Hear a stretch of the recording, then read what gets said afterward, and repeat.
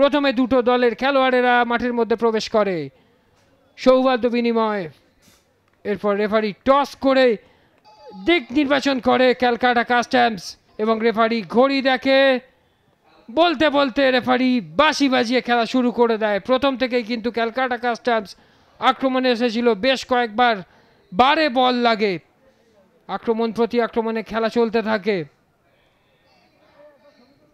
এইখানে আক্রমণের বিপক্ষে একটা গোল হয়ে যায়।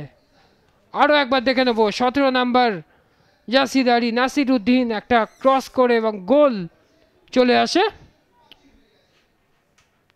এখানে সেই দেবদত্ত বেশ কয়েকবার বক্সের মধ্যে ঢুকে গিয়েছিলেন। আবারও সেই ক্যালকাটা কাস্টমসের প্রচেষ্টা বারে লেগে ফিরে আসে। আবারও বক্সের মধ্যে ঢুকে গিয়েছিল, একদম সুন্দর একটা ব্লকড হয়। ওখানে রাজেন যখন বল দিয়ে উঠে যাচ্ছিল অবৈধভাবে ফাউল করা হয়।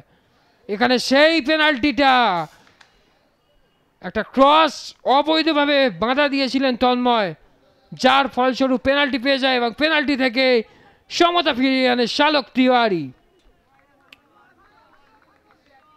শালক তিওয়ারি পেনাল্টি থেকে সমতা ফিরিয়ে আনে।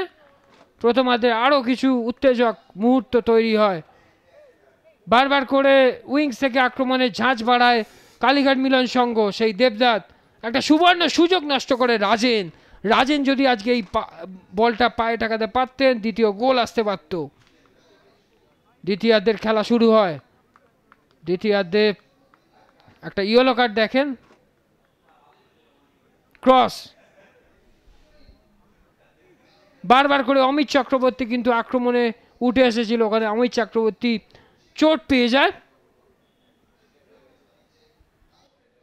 এখানে সুন্দর শট, বিকির শট, উড়ন্ত, উড়ে গিয়ে সেভ করেন আকাশ। রাজেনের সাথে একটা 1-2-1 সুন্দর খেলে নেন। এখানে একটা ফ্রি কিক সরাসরি গোলকিপার এর কাছে চলে যায়। বলতে বলতে রেফারি শেষ বাঁশি বাজিয়ে শেষ করে দেয় আজকের খেলা। ফাইনাল স্কোর লাইন হয়ে যায় ক্যালকাটা কাস্টমস 1, কালীঘাট মিলন সংঘ 1।